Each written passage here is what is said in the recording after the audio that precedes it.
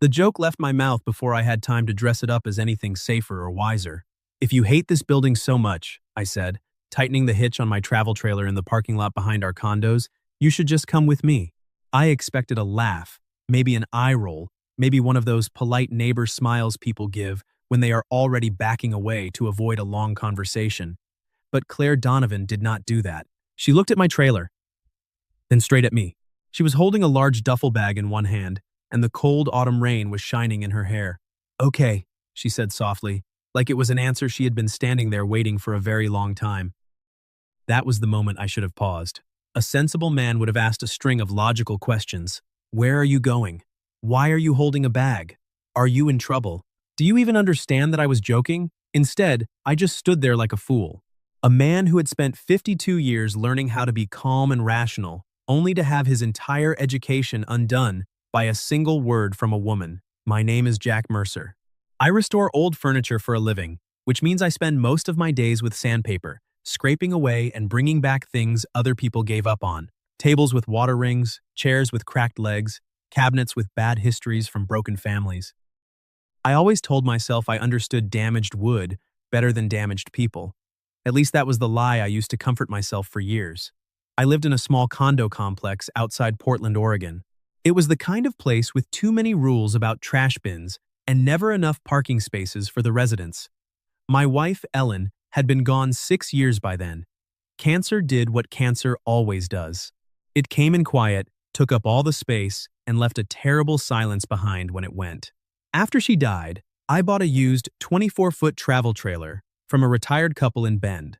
It was cream-colored, with a noticeable dent near the back corner, and it had blue curtains Ellen would have hated. I fixed the plumbing myself, replaced the flooring, and stocked it with canned soup, decent coffee, and the kind of paper maps nobody uses anymore. Every year, around the first week of October, I took it on the road for 10 days. There was no big plan, no dramatic journey to find myself, just highways, campgrounds, bad pie at roadside diners, and enough distance to remember I was still a living person, not just a ghost living out the leftover years. That morning, I was supposed to head south toward the coast. First stop was a little RV park near Newport. I was looking forward to the sound of rain on the trailer roof and the feeling that nobody in the world needed me or expected anything from me. Then Claire came around the corner of Building C. She had moved in 8 months earlier, 2 doors down from me. She was 48 or 49, with dark blonde hair she usually wore clipped up. Her green eyes noticed more than she admitted, and she had a way of carrying grocery bags like she was annoyed they existed. She taught art at the community college, though I only knew that because Mrs. Hanley from upstairs treated privacy like a puzzle she was determined to solve out loud for the whole neighborhood. Claire and I were friendly in that neighborly way. We said hello by the mailboxes, and I helped her jump her car battery once. She brought me a plate of lemon bars after I fixed the loose railing by the stairs, telling me not to get sentimental because she just made too many. I liked her quietly. At my age, you learn the difference between attraction and fantasy. Attraction is noticing the way someone laughs with their whole face, every wrinkle moving. Fantasy is deciding that means they belong in your future. I tried never to do the second one. But that morning, she did not look like the woman who teased me about polishing old dressers like they were priceless antiques. She was pale, and her eyes were exhausted. Her raincoat was buttoned wrong. One sleeve of her sweater hung lower than the other, and her duffel bag had been packed in such a hurry that the zipper was straining against the fabric. "Claire," I said, "are you all right?" She did not answer right away. She glanced back toward the building, and that was when I saw him. A man was standing near the glass doors under the awning, holding a phone at his side. He was tall, with silver hair and an expensive jacket. The kind of man who looked polite when correcting a waiter, but that soft superiority made it worse. He wasn't shouting or chasing her, but his calmness made my shoulders tighten. Claire turned back to me, her voice shaking slightly. "Are you leaving now?" "Yeah," I said slowly. "In about 10 minutes. "Where?" "Coast. Maybe Northern California if the weather behaves." She looked at my trailer again, at the little window over the sink, at the spare tire, and the road dirt on the fenders. Then she gave a short laugh with no humor in it. "Sounds nice." That was when the joke left my mouth. "If you hate this building so much, you should just come with me." And she answered with those 2 words. "Okay." The rain tapped harder on the roof. Behind us, the man under the awning took a step forward. I finally found my voice. "Claire, I was kidding. I know. But you can't just... I stopped myself, because of course she could. She was a grown woman with a duffel bag and eyes that looked like they had run out of places to rest. I mean, you can, but you might want to tell me why. Her mouth trembled once before she controlled it. That small movement hit me harder than tears would have. Because if I stay here another 10 minutes, she said, I'm going to let him explain why I am overreacting. The man called from the awning. Claire, don't make this embarrassing. There it was. Not loud or dramatic, but sharp enough to slice the air between us. Claire closed her eyes. I looked at him, then at her. Ex-husband? I asked. Almost, she said. That one word carried a whole courthouse. The sensible part of me said this was none of my business. I was a widower with a careful life. Lonely men should be cautious when a beautiful woman shows up in the rain, asking to be rescued without asking. But I knew the sound of someone being cornered politely, and I hated it. I reached over and pushed open the passenger door of my truck. Put your bag in the back seat, I said. Her eyes lifted to mine, filled with surprise. Jack, this isn't a kidnapping. You can change your mind at the stop sign. For the first time, something like a real smile touched her face. I'm famous for my reasonable escape policies, I replied. She moved quickly. Before either of us could think too much, she tossed her duffel into the back, climbed in, and pulled the door shut. The man from the awning started across the parking lot. I walked around to the driver's side, the rain soaking my shirt. He reached me just as I opened my door. Excuse me, he said with the confidence of someone used to being obeyed. This is a private matter. I looked past him at Claire sitting in my truck, her hands folded tightly in her lap. Then I looked back at him. Funny, I said. She looks public enough to leave. His face tightened. You don't know what is going on. No, I said, but I know she said okay to a road trip with a man who owns 3 pairs of the same jeans, so I'm guessing her morning has been rough. For half a second, anger cracked his polished surface. Then Claire rolled down the window. Daniel, she said, her voice steadier than her hands. If you follow us, I'll call my lawyer and then your daughter. The man went still. That was new. I climbed in, started the V8 engine, and pulled out of the lot. Claire didn't look back, and neither did I. We drove in silence until we hit the first traffic light 3 blocks away. The wipers dragged water across the windshield. My hands rested on the steering wheel. Claire sat beside me, breathing like each inhale had to be negotiated. You can still get out, I said gently. No judgment. I will turn around and drop you anywhere you want. She looked at the road ahead.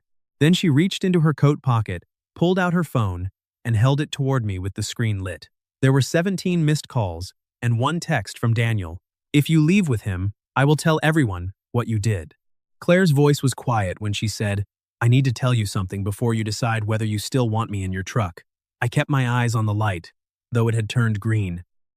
A horn tapped behind us, not angry yet, just a reminder that the world still expected ordinary movement. Jack, Claire said, I am thinking that this usually requires driving. The horn sounded again, more urgent. I eased through the intersection slow enough that the driver behind me threw up both hands as he passed. Claire held her phone between us like it might bite. If you leave with him, I will tell everyone what you did. There were sentences that opened doors, and there were sentences that opened graves. I pulled into the parking lot of a closed tire shop 2 blocks later and put the truck in park. The trailer settled behind us with a soft creak. Rain blurred the cracked yellow lines outside. Okay, I said, turning to her. Tell me. Claire gave a thin laugh. You don't want to keep driving first. Put a little distance between us and my bad decisions. I am towing a 24-foot trailer in the rain with a woman who just fled her almost ex-husband, I replied. My bad decision quota is already full for the day. That got a real laugh out of her, small and surprised. Then it faded. She looked down at her phone.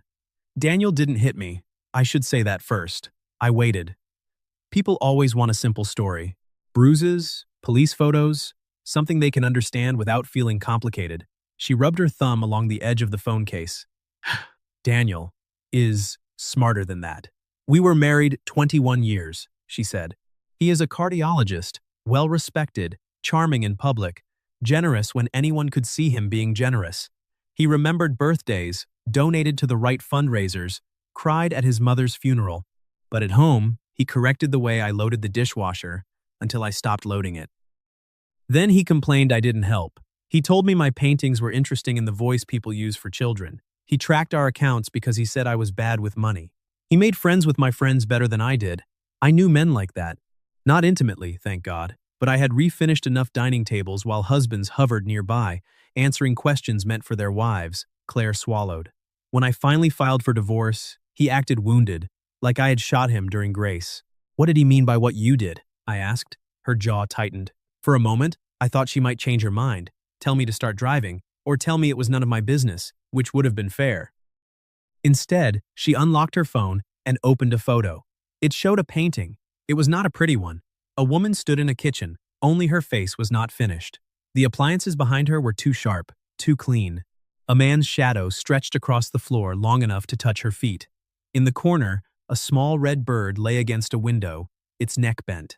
I didn't know much about art beyond how to repair frames, but the painting made my chest feel tight. I painted 12 of them, Claire said, a series. I called it Domestic Studies. I used details from my life, but nothing exact. No names, no faces, just feelings. I guess they are good, I said. They are honest. She corrected that too, her eyes flicking to me, grateful and wary. A gallery in Seattle wanted to show them. Small place, but respected. It was supposed to open next month. She took the phone back. Daniel found out. How? My email. He swears he doesn't have my passwords anymore, which is funny because my passwords keep letting him in. I didn't smile. He said if I displayed them, everyone would know they were about him. He said I was defaming him. He said he would sue the gallery, sue me, make sure the college questioned my judgment. Her voice thinned. Then he said he would tell people I stole from his mother. I turned toward her. Did you? Claire closed her eyes. There it was. The part that made her ashamed enough to run. When his mother was dying, she gave me a ring, Claire whispered. An emerald, a family piece. Daniel had gone to get coffee.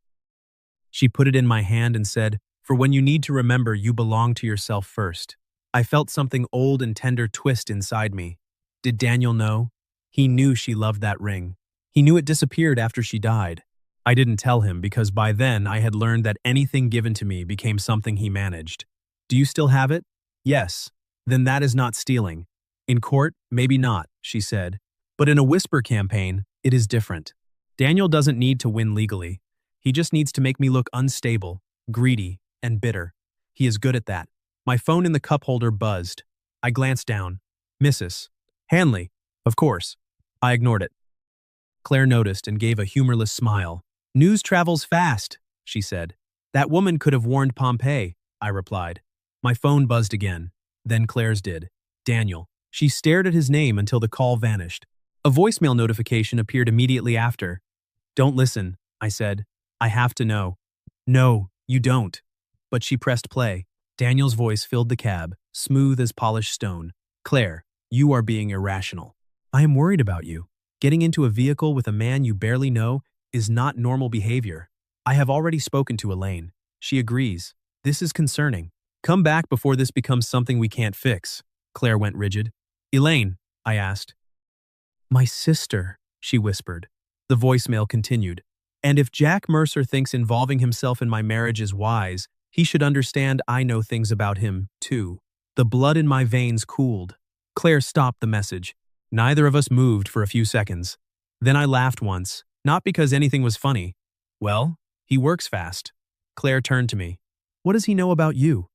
That I am old enough to resent being threatened before breakfast, Jack. I sighed and rubbed a hand over my face. There were things everyone in the building knew. Widower, furniture guy, keeps to himself, owns a trailer, drinks black coffee, brings in other people's trash bins during storms. Then there were things nobody needed. My wife died 6 years ago, I said, my voice dropping. What people don't know is that the last 6 months were ugly. Pain meds, fear, bills. Her sister thought I should keep fighting every second, every treatment, every miracle some clinic was selling online. I looked at the rain sliding down the glass. Ellen asked me to stop. Claire's expression softened. She was done, I continued. She was in pain. She wanted hospice, not another hospital bed. I signed the papers because she couldn't hold the pen anymore. I can still feel that pen. Cheap plastic, blue ink, heavy as a weapon. Her sister told people I gave up on her, said I wanted my life back. Did you? The question was quiet, not accusing. I answered the only way I could. Yes. I wanted her back. I wanted the life we had before. I wanted one morning where I didn't wake up already grieving. and I wanted it to be over because watching someone you love suffer is its own kind of dying. My throat burned. So, if Daniel dug around enough, maybe he found some version of that story. Maybe he thinks shame is rare. Claire's hand moved across the space between us and rested on my forearm. It was light, careful. "I'm sorry," she said. I nodded once, because more than that might undo me. Another call came in on her phone, the screen lighting up her face. Daniel again. This time, she declined it without hesitation. "Where were you planning to go?" I asked, shifting my weight. She glanced back at the trailer. "Honestly, I got as far as the parking lot. Well, lucky for you, my travel accommodations are only mildly suspicious," I said. That almost smile returned. I put the truck in drive and watched the mirrors. First rule of the road: nobody makes big life decisions hungry. There is a diner, 40 miles west, with terrible coffee and excellent pancakes. "You are still taking me?" she asked, her eyes searching mine. I looked at her. "Do you want to come?" Her answer came faster this time. "Yes." Then, seatbelt. She clicked it into place. As we pulled back onto the road, my phone buzzed again in the cup holder. I expected Mrs. Hanley, but the screen showed an unknown number, a text. "Mr. Mercer, this is Daniel Rowe. You are making a serious mistake. Claire is not who you think she is." A second message followed before I could even process the first. "Ask her what happened to the last man who tried to help her." I did not show Claire the text right away. That was my first mistake. My second was telling myself I was doing it to protect her. People always dress fear in nicer clothes when they can to make it look like bravery. We drove west through a heavy curtain of rain, the city thinning behind us. Strip malls gave way to tall fir trees.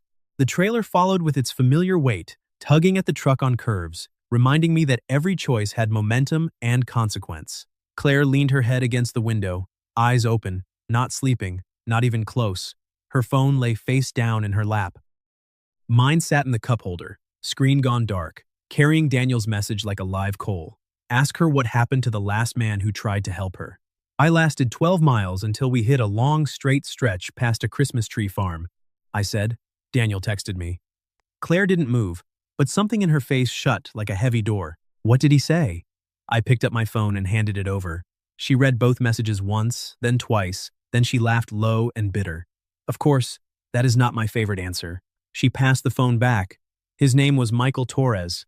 "The last man who tried to help you?" I asked. "My lawyer," she said. That surprised me enough that I looked away from the road. "Eyes on the road," she warned. I corrected the steering a little too sharply, the trailer wheels humming over the shoulder rumble strip for half a second. Claire gripped the door handle tightly. "Sorry," I said. "No, I am sorry. I am not used to telling this story at highway speed. Take your time." She looked out at the wet trees rushing past. Michael was my first divorce attorney. Younger than Daniel, older than me, smart, kind, the kind of man who remembered what you said in meetings. Daniel hated him immediately. Because he was helping you? Or because he didn't charm easily? The road rose ahead, gray and slick. Michael pushed for financial disclosure, she continued. Real disclosure. Daniel had money hidden in accounts I had never seen. Investments, a cabin he had put under an LLC. Nothing shocking for rich people, I guess, but enough to prove he had been lying for years. What happened? Michael died. The words entered the truck cab and stayed there, heavy and thick. I waited for more, but Claire pressed her fingers to her mouth. "Car accident?" I asked gently. She nodded. 2 weeks after filing the motion, he was driving home from his office late, went off a rural road, outside Lake Oswego, hit a tree. Was Daniel involved? "I don't know, Jack." "I don't know," she snapped, then immediately closed her eyes. "Sorry, no need." She breathed in slowly, calming herself. The police said Michael had been drinking. His blood alcohol was over the limit. Daniel said it was tragic, and then he told me that maybe I should reconsider surrounding myself with unstable people. My hands tightened on the wheel. Was Michael a drinker? Not like that. He had a glass of wine sometimes. He had 2 little boys and a wife he adored. He wasn't reckless. She turned toward me, her voice desperate. But grief makes people want clean answers. His firm encouraged me to settle. My sister begged me to stop escalating. Daniel stood in our kitchen and told me some battles attract casualties. A coldness moved through me that the truck heater couldn't touch. "Did you report that to anyone?" "To whom?" "The police had a dead man, a toxicology report. and a grieving client who sounded paranoid. She shook her head. I changed lawyers. A woman this time, Ruth Patel, tough as nails. She told me never to speak to Daniel without a record. Smart and expensive. A mile marker flashed by. So when Daniel says ask what happened, Claire said, he wants you to think I destroy men who help me, that I am dramatic, dangerous, maybe seductive. Whatever story makes you doubt the woman sitting next to you instead of the man sending threats. It was a good trick, and I hated that it had almost worked on me. I should have shown you the text immediately, I said. Yes, she agreed. No softness, no rescue from the truth. I'm sorry, she nodded, still looking at the road. Thank you. We reached the diner just after 10 o'clock. It sat beside a gas station at the edge of a logging town, with fogged windows and a rusted sign shaped like a rooster. I parked along the far edge of the dirt lot, taking up 3 spaces because the trailer demanded respect, or maybe revenge if I misjudged a tight turn. Inside, the place smelled of bacon grease, wet coats, and burnt coffee. A waitress with silver braids called everyone honey without meaning anything by it. We took a booth near the back where Claire could see the door. I noticed, and so did she. Habit, she explained. It is a good one to have. We ordered pancakes, eggs, and coffee strong enough to remove paint. For 10 minutes, we tried our best to pretend to be normal people enjoying a morning drive. She asked about the trailer, and I told her I had named it Mabel because every stubborn object on Earth deserves an old lady name. Mabel, Claire repeated, looking amused despite our situation. She leaks whenever someone insults her, I joked. Then I will be very respectful. You should be. She is carrying my entire emergency chili supply. That earned me a real smile, and it changed the lines of her face completely. I looked away a second too late, and Claire saw it, though she chose to say nothing. Right then, my phone buzzed on the table. It was another unknown number, and a photo message popped up. My stomach dropped before my mind could even process what I was looking at. The photo showed the diner parking lot, my truck, and Mabel sitting under the gray sky. Rain was silvering the windshield, and the shot had clearly been taken from across the road. Claire went completely white. A text message followed a second later. You are making this worse for her. I stood up so fast my knee slammed into the underside of the table. Coffee jumped over the rims of our mugs. Jack, Claire whispered, but I was already moving toward the exit. Outside, the cold rain slapped my face instantly. I scanned the gas station next door, then looked down the line of cars parked parallel across the road. A dark SUV was idling near the far curb, its windows tinted completely black. I took 3 large steps toward it, but the driver immediately put the vehicle in gear and pulled away. They didn't squeal the tires or speed off like a criminal, they just left with the calm confidence of someone who had successfully delivered a warning. I tried to memorize the license plate as it disappeared. It was an Oregon plate with the blue tree, and the last 3 digits looked like a 6, or maybe a capital K and J. By the time I walked back inside, Claire had already paid the bill and packed our food into foam boxes. We have to go, she said. I agree. No, Jack, we have to decide where we are going, not just drive away without a plan. Once we were settled back inside the truck cab, she dialed her lawyer, Ruth Patel, and put the call on speakerphone. It rang 3 times before a woman's voice cut through the line, sharp enough to sever a thick rope. Claire, tell me you are not anywhere near Daniel right now. I am not with him, Claire said. I am with a neighbor, Jack Mercer. Daniel followed us, or he hired someone to watch us. Where are you 2 located?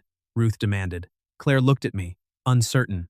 I hesitated for a fraction of a second, and Ruth caught it through the line. Mr. Mercer, if you are listening to me, I don't care how noble or heroic you feel right now. Do not improvise with a controlling man who has deep pockets. Where are you?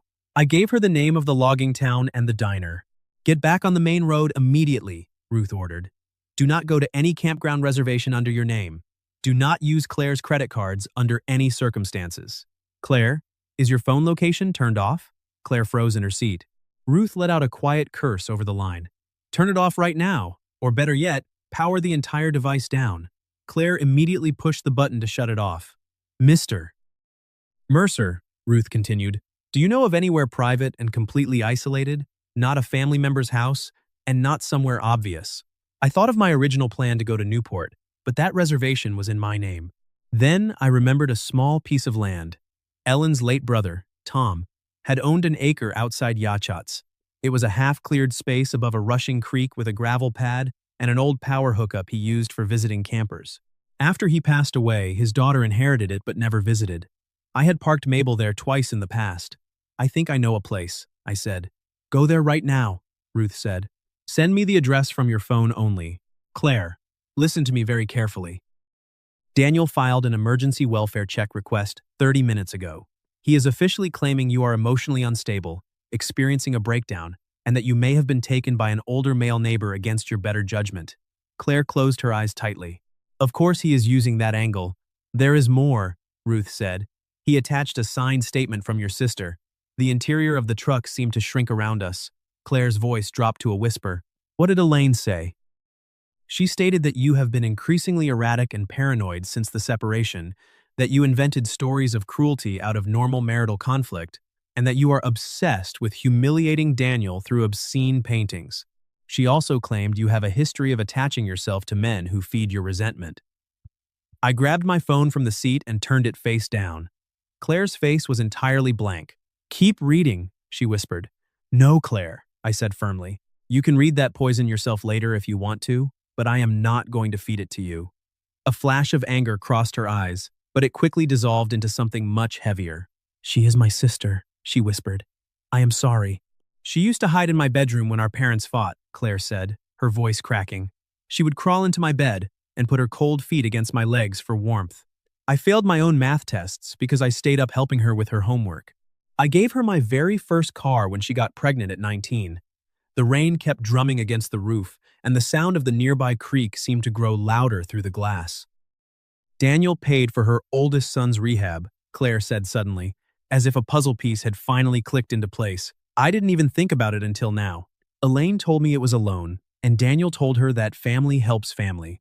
She gave a short, broken laugh. Nothing is ever just help with him. Everything comes with a price tag later on. We turned off the highway south of Yachats onto a narrow road that climbed straight into the wet forest. The pavement ended after 2 miles, and gravel began to crack under the tires. Thick tree branches brushed against the sides of the trailer, like fingers scraping along the metal. Claire looked out her window, her eyes scanning the dense greenery. Are you sure this is a road? She asked. Legally, probably, I replied. Mabel and I prefer not to label things too strictly. The clearing appeared after one final bend. It was a small open space sitting just above a fast-moving creek, ringed by tall alder and spruce trees. There was a weathered wooden post with a power outlet, a flat gravel pad, and an old picnic table that had turned green with moss over the years. Beyond the site, the water moved rapidly between large stones swollen by the heavy autumn rain. I parked the truck carefully, checked the level, and stepped out into the downpour to unhitch the trailer. Claire got out of the passenger side and stood in the center of the clearing, with her arms folded tightly against the chill. Mist was already clinging to her hair. For the first time since we left our parking lot, there was no building looming behind her. There was no Daniel standing under a canvas awning, no diner window, and no dark SUV watching from across the street. There were only the trees. She looked smaller out here without the immediate danger in sight. Or maybe I was just finally seeing exactly how exhausted she really was. Inside the trailer, Mabel smelled faintly of cedar wood, old upholstery, and dried coffee grounds. I flipped the switches to turn on the propane heater and the low interior lights. The tiny space immediately began to glow with a warm amber light against the gray afternoon. Claire stood just inside the doorway, taking everything in with a slow gaze. She looked at the narrow bed at the very back, the tiny built-in dinette table, the small 2-burner stove, the blue curtains, and the old paper maps tucked neatly beside the radio. It is much nicer than I expected, she said softly. I am choosing to take that as a compliment. You should, she said. My expectations were incredibly low. There is the Claire I know, I said, watching her face. But her brief smile vanished almost immediately. I showed her where to store her duffel bag, explained how the latch on the small bathroom door tended to stick if you pushed it too hard, and pointed out which cabinet contained food that wouldn't technically poison us. She sat down at the dinette while I began to prepare a fresh pot of coffee, mostly because making coffee was the only thing I knew how to do when the world was spinning out of control. Boil the water, measure the grounds, and keep your hands moving. After a few minutes of silence, she reached down and pulled her duffel bag onto her lap. Ruth told you not to take anything out of there. I reminded her. I know, she said, but she unzipped the bag anyway. She reached inside and carefully lifted out the wooden paint box. It had scratched brass corners, a worn leather handle, and one side was heavily stained with dried blue pigment. She set it down on the center of the table like a piece of evidence in a courtroom. I just need to know it is still here, she whispered. I understood that kind of need perfectly. After Ellen passed away, I used to dial her cell phone number just to listen to her voicemail recording every single night for 3 months. I was absolutely terrified that her voice might disappear from the digital servers if I didn't guard it. Claire flipped open the metal latches of the box. The rich, mineral smell of oil paint and turpentine immediately rose into the air, filling the small cabin. Tubes of paint lay in messy rows, some of them completely flattened and nearly empty. There were long brushes wrapped in a stained cloth and a steel palette knife. Beneath all of it lay an old gray cotton rag. She carefully unfolded the cloth, and the emerald ring sat in the center of her palm. Even in the weak, dim light of the trailer, the stone looked incredibly alive. It was a deep, dark green, set in heavy gold, old-fashioned and beautiful, without trying to look delicate. Claire stared at it for a long time. She gave it to me 2 days before she died, she whispered. Daniel had gone down the hallway to argue with one of the nurses about a chart. His mother kept looking at the open doorway, making sure he wasn't coming back. Then she took it off her finger and slid it into my hand. What was her name? I asked. Marion. She sounds like a woman who saw her son very clearly. She did, Claire said, but she saw him too late for herself. I am just hoping it wasn't too late for me. The interior of the trailer felt completely quiet, save for the sound of the creak outside. Then my phone buzzed on the counter, and we both flinched at the sound. It was an email from Ruth containing the official statement signed by Elaine. Claire looked at the screen like it might burst into flames. Read it to me, she demanded. You don't have to do this right now, Claire. Read it, Jack. So I opened the file and began to read. Elaine had written that her sister had become increasingly unstable and detached from reality since the initial separation. She claimed that Claire had invented stories of emotional cruelty where there was nothing but normal marital conflict, that Claire was entirely fixated on humiliating her husband through obscene art, and that Claire had a long history of attaching herself to older men who validated her deep resentment. I stopped reading mid-sentence. Claire's face was completely white. Keep going, she said. No, Claire, I said, setting the phone face down on the table. You can read the rest of this garbage yourself later if you want to, but I am not going to sit here and spoon-feed it to you. Her mouth opened, and a sharp flash of anger crossed her eyes. But then her shoulders slumped, and her expression collapsed into something much worse than anger. My own sister, she whispered. I am sorry. She used to hide in my room when our parents were screaming at each other, Claire said, her voice shaking. She would crawl into my bed and put her cold feet against my legs. I failed my own exams because I stayed up late doing her homework for her. I gave her my car when she got pregnant. The rain continued to tap against the roof. Daniel paid for her son Owen's rehabilitation clinic, she said suddenly. I didn't even think about it until now. Elaine told me it was a personal loan, and Daniel told her that family takes care of family. She gave a short, broken laugh. Nothing is ever just a gift with him. Everything comes with a hidden cost. The ring lay between us on the wooden table, a heavy piece of gold that felt like the center of gravity for everything happening in our lives. Then my phone buzzed again on the counter. It wasn't an email from Ruth this time. It was a direct message from Daniel. You have until sundown to bring her back, the text read. Unlive in game. Directly below the text was an attached image. It was a photograph of my truck and trailer parked right here in the gravel clearing, taken from somewhere deep within the dark circle of trees. For a long moment, neither of us breathed. The realization that we had been followed all the way into the woods settled over the room like ice water. Then something slammed heavily against the outside wall of the trailer. Claire let out a sharp cry and jumped back from the window. I lunged across the small space and grabbed the very first weapon within my reach, which happened to be my heavy cast-iron skillet sitting on the 2-burner stove. It wasn't the most dignified or impressive-looking weapon, but it was incredibly heavy and highly persuasive. Stay right behind me, I ordered, keeping my voice low. Jack, she whispered, her eyes wide. That is a frying pan. It is a vintage American-made skillet. Claire, I said. It has excellent balance. Another loud slam hit the side of the trailer, right near the frame of the back window. I moved toward the door, my heart punching against my ribs, hard enough to cause actual physical pain. I peered through the small glass pane of the door, but the downpour and the thick mist made it impossible to see beyond the immediate wooden steps. Then a voice called out from the darkness outside. Claire. It wasn't Daniel's smooth, commanding baritone. It was a woman's voice, shaking violently and cracking under the weight of the cold air. Claire, please. It is Elaine. Claire went completely rigid beside me. Her face changed in a way that I can only describe as profound grief, recognizing a familiar car in the driveway after a disaster. Don't open that door, I said, keeping my hand firmly on the brass handle. We don't know if she is alone. I don't know, Claire whispered, her voice completely hollow. Elaine knocked again, her fist pounding frantically against the aluminum door now. Claire, I know you are inside. Please open up. I am freezing out here. Claire made a movement toward the latch, but I stepped directly in front of her, using my shoulder to block her path. Check the window first, I said. She didn't argue with me this time. She leaned over the small kitchen sink and gently eased the blue curtain aside an inch. Elaine was standing entirely alone in the gravel clearing, soaked completely through to the skin. Her arms were wrapped tightly around her chest, and her breath was coming in short, white puffs. Behind her, the wall of spruce trees stood dark and silent. There was no sign of Daniel, no sign of the black SUV, and no sound of an engine running. But in my experience, an empty clearing didn't mean you were safe.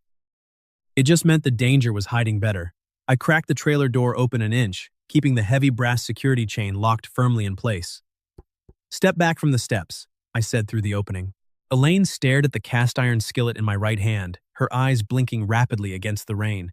Is your hospitality always this aggressive, Mr. Mercer? I didn't smile. Step back, I repeated. She took 2 steps backward into the gravel, her wet sneakers splashing in a puddle. Claire's voice came from right over my shoulder, thin and incredibly cold. How did you find this place, Elaine?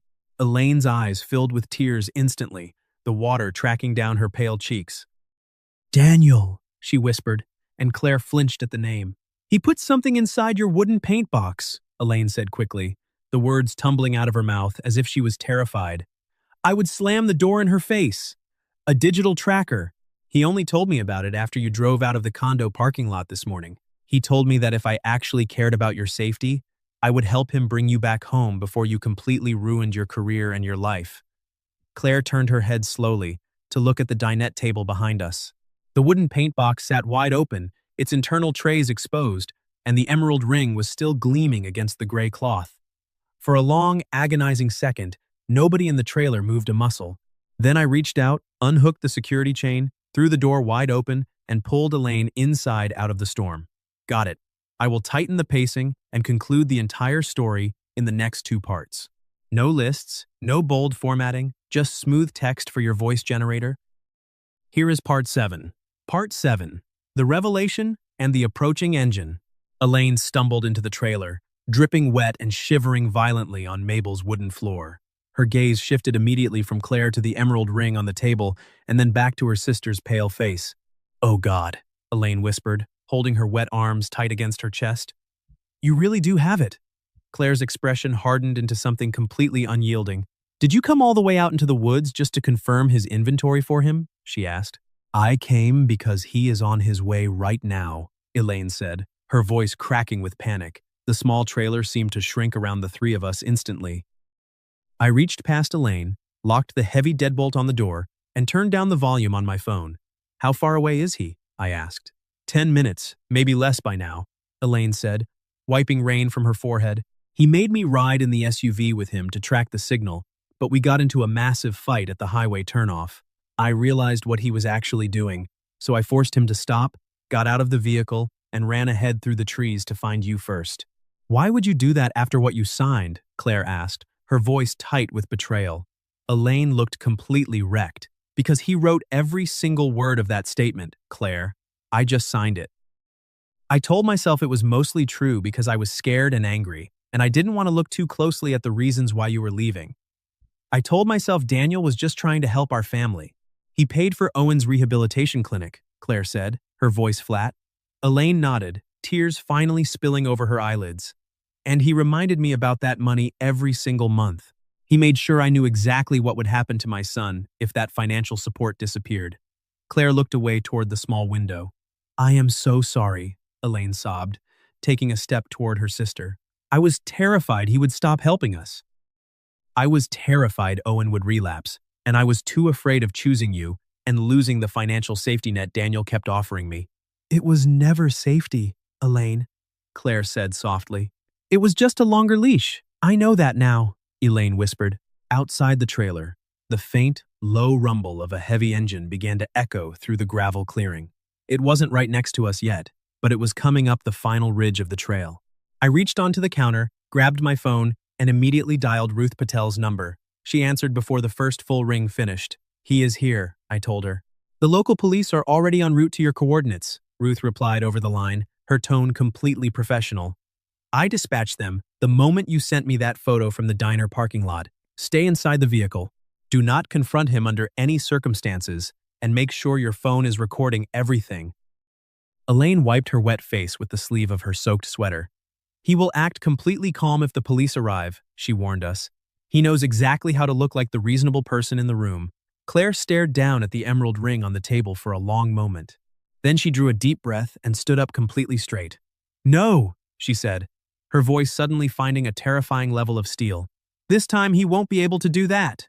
She reached down, grabbed her own phone, powered the device back on, and before Ruth could object through my speakerphone, Claire pressed the digital record button and placed the phone face up on the center of the wooden dinette table. The sound of the tires crunching over the wet gravel grew incredibly loud outside. The engine cut out, followed by the heavy thud of a car door swinging open. Then Daniel's voice cut through the sound of the falling rain. Claire, come outside, please. There was no shouting, no screaming, and no anger in his delivery. It was the exact tone of a wealthy man addressing a late dinner reservation at a country club. Claire walked over to the kitchen sink and slid the window open an inch, keeping the wire screen latched tight. Daniel was standing right next to the front bumper of my truck, his expensive jacket dark with rain, the water beating down on his neatly combed silver hair. He looked up at the trailer window, then caught my eye through the glass, and he actually smiled as if we were all being incredibly childish. Mr. Mercer, he called out, his voice raised just enough to clear the sound of the rain. You have had your little weekend adventure. Now be a reasonable man and send my wife out. Almost ex-wife, Claire shouted back. His pleasant expression flickered for a fraction of a second before hardening. Claire, this entire display is becoming deeply embarrassing for everyone involved. Elaine stepped up right beside her sister, pressing her face close to the screen. Daniel's smile completely vanished the moment he recognized her. You, he said, his voice dropping into a dangerous register. Elaine's shoulders shook, but she held her ground. I am finished doing what you tell me to do, Daniel. No, he said very softly, taking a step closer to the trailer steps. You are just confused. You are letting your unstable sister ruin your son's future. Claire gave a short, sharp laugh that carried absolutely no warmth. Daniel's eyes immediately tracked the sound, moving past her shoulder toward the open wooden paint box on the table inside, until his gaze landed directly on the green stone. There it is, he said, his voice tightening. My mother's emerald ring. Claire leaned closer to the open frame. Marion gave this to me with her own hands, Daniel. My mother was heavily medicated and dying in a hospital bed, Daniel snapped, taking another step forward. She was completely out of her mind and lacked the legal capacity to give away family heirlooms. She was completely lucid enough to recognize what you are and warn me about it, Claire said. Daniel's face twisted, and the polished surface finally cracked wide open. You ungrateful little parasite, he hissed through his teeth. Elaine let out a sharp gasp, and Claire went completely still. Daniel seemed to realize his mistake instantly, smoothing his expression back into an aura of calm authority, but it was already too late. You see, he said, trying to regain his posture, this is exactly what you do. You deliberately provoke people until they snap, and then you play the victim for your audience. The distant, high-pitched wail of a police siren began to echo through the trees from the main road. Daniel froze, his head snapping toward the sound, and then his gaze locked onto me through the window. You called the police, he said. I looked down at the heavy pan in my hand and then back at him. Must have been my aggressive sense of hospitality, I called back. Daniel stepped right up to the bottom wooden step of the trailer, his eyes wide and furious. Claire, listen to me very carefully, he said, his voice low and vibrating with rage. If you let this go any further, I will personally ensure that every single person in your life sees what you actually are. I will destroy your exhibition in Seattle. I will sue the gallery into bankruptcy, and I will make sure the police investigate exactly what happened to Michael Torres." Claire's hand trembled near the recording device, but before she could speak, Elaine shouted through the screen. "What about Michael? Daniel, what did you do to him?" Daniel turned on her, his face dark. "Shut your mouth, Elaine." "No!" Elaine cried out, her voice echoing through the clearing. "What did you do to him? Tell us." Daniel's control slipped entirely away from him under the pressure of the approaching sirens. He was a pathetic, incompetent drunk who thought sleeping with his lonely clients made him some kind of savior, Daniel yelled into the rain. Claire recoiled from the window. "That is an absolute lie," she said. "Is it?" Daniel smiled, a terrifyingly cold expression. "Who do you think was the one who subtly suggested the toxicology angle to the local traffic investigators? Who do you think made sure they checked his blood alcohol level before looking at anything else on that road?" The entire clearing went completely silent, except for the sound of the rain beating against the aluminum roof. Even Daniel seemed to finally realize exactly what he had admitted out loud. The blue and red lights of the first police cruiser began to flash through the dense wall of pine trees at the edge of the property. Ruth Patel's quiet voice came clearly through my phone speaker. "Tell me your phone caught that, Jack." "It caught every single word," I said. Daniel backed away from the trailer steps, his hands dropping to his sides as he desperately tried to rearrange his face into an expression of calm authority for the arriving officers. But before he could speak to the deputies stepping out of the cruiser, Elaine pushed the trailer door open and marched down the steps into the rain. "He threatened us," she shouted, pointing directly at Daniel. "He tracked my sister into the woods. He forced me to sign a fraudulent statement, and he just admitted to interfering with the police investigation into Michael Torres's death." Daniel stared at her like she had turned into an entirely stranger right before his eyes. Claire stepped down onto the gravel right beside her sister, holding the wooden paint box tightly against her chest like a shield. I followed right behind them, still holding the cast-iron skillet, because at that point it felt wrong to abandon our improvised tradition. The next hour was a chaotic blur of pouring rain, flashing blue lights, sharp questions from the deputies, and smooth, practiced denials from Daniel. But the ground had completely shifted beneath his feet. Elaine formally recanted her statement on the spot, and Ruth Patel arrived 20 minutes later in her mud-splattered sedan, looking like absolute vengeance with windshield wipers. Daniel was not arrested that afternoon. Life is rarely that fast or tidy, but he was no longer invisible, and he was no longer in control. The audio recording went directly into Ruth's hands, along with the digital tracker we found taped underneath the paint tray. By the time the sun began to drop behind the mountains, the deputies had taken a full report, and Ruth was already filing emergency restraining orders. An hour later, the clearing was quiet again. Claire sat at Mabel's small dinette table, wrapped completely in one of my old flannel shirts, staring down at the emerald ring, resting on the gray cloth. "I always thought leaving him would feel like instant freedom," she said, her voice barely louder than the creek outside. "What does it feel like instead?" I asked, setting a fresh mug of coffee in front of her.